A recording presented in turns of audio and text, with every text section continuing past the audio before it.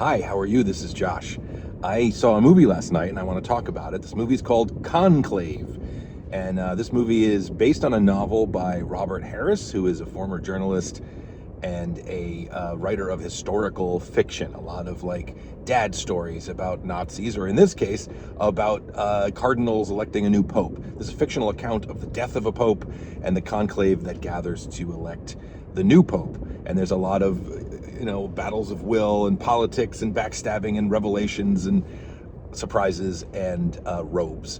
And this is directed by a German filmmaker named Edward Berger, but he's German, so I suppose it's Edvard Berger. He's made a number of films in Germany, and he most recently is known for his adaptation of All Quiet on the Western Front, which I did not see, but I kind of like to see it now because I really had a great time with Conclave. This is, as I say, a fictionalized account. So it's not based on a specific historical reality. It's just kind of a juicy story. It almost feels like, I don't know, I felt like it was kind of on a tier with The Godfather, because it's like pulpy and arch, and the movie really kind of elevates material that's just kind of like trashy fun into something that feels like a big cinematic treat for grown-ups.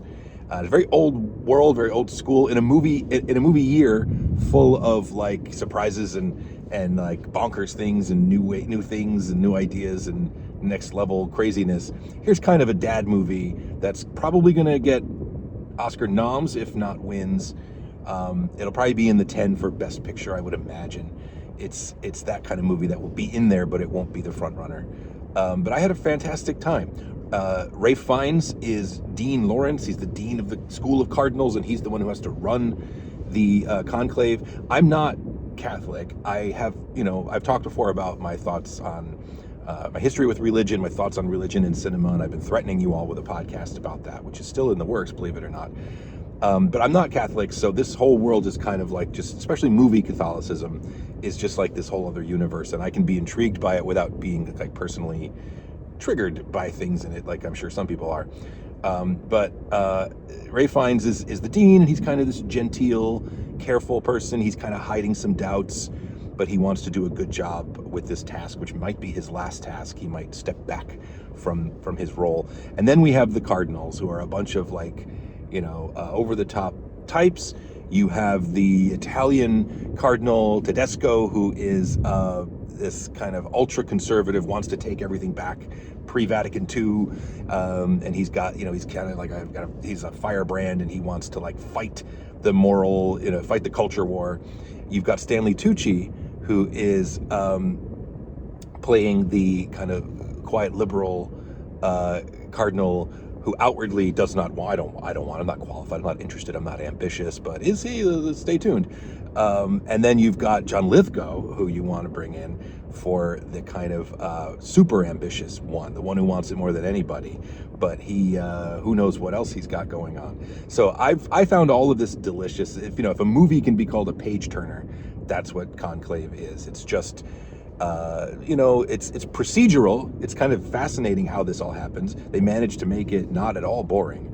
But then it's also just the politics and the backstabbing and everything that seems on the front, at first.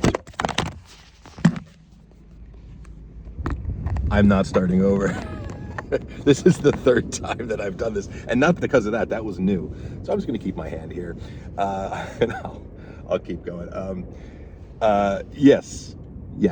At first, everything's very cordial and everything is very by the book, and it's just like, yes, of course, God's will. But as with any kind, if I can get controversial here, as with any kind of organized expression of religious, duty and activity, it will eventually reveal that it's the will of the men involved that is really what's at play. And so that's what happens here, and it's nice and it's great. And there are some very like late twists towards the end that you won't see coming. And I don't know, I had a great time. Isabella Rossellini is in there as kind of the head of the sisters, the nuns who kind of quietly take care of everything and actually run everything. And she ends up being pivotal in a nice scene later in the movie. And it's again, it's a dad movie, but it's a really, really good one. It looks great.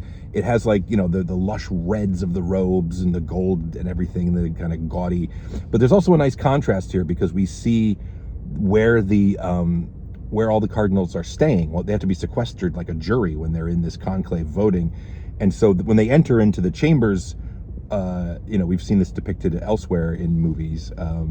I remember a version of it in The Two Popes.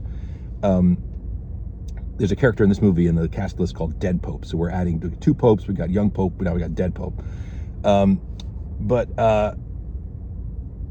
we see them in their quarters, which are really just like a very nice kind of hotel. So they have like key cards, and you hear the beeping of their doors, and they sound, it's like very familiar to being in a hotel.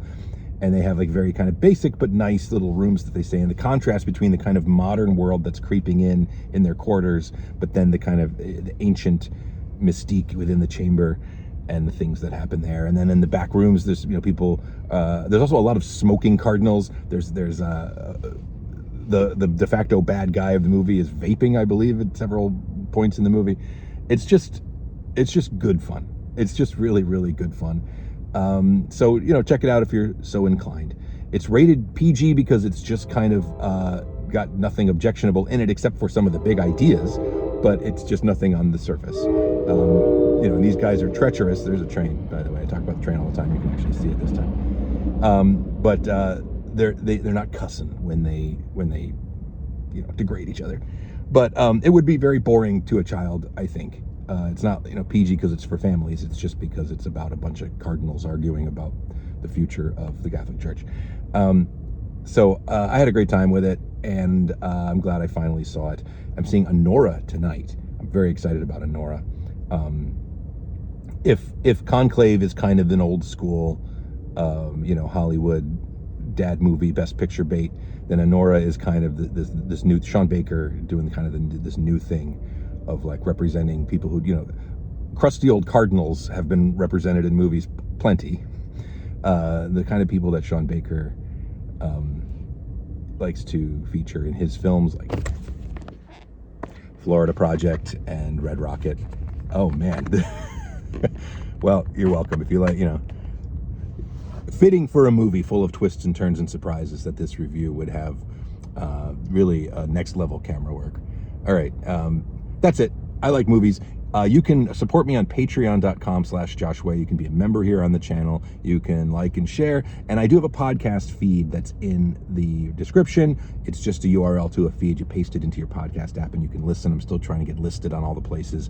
But I put audio from the reviews there if you prefer to consume them that way. But I'm also doing other stuff. I'm kind of like, I have this series of Scroll With Me. I'm streaming some things that I'm only talking about on the podcast. And there's a few cries for help there recently too. I've covered things like the Terrifier movies that I'm not going to properly review, but I talk about them there on the feed. So anyway, that's there if you would like to enjoy it. So thanks so much. I'll talk to you again very soon. Josh out.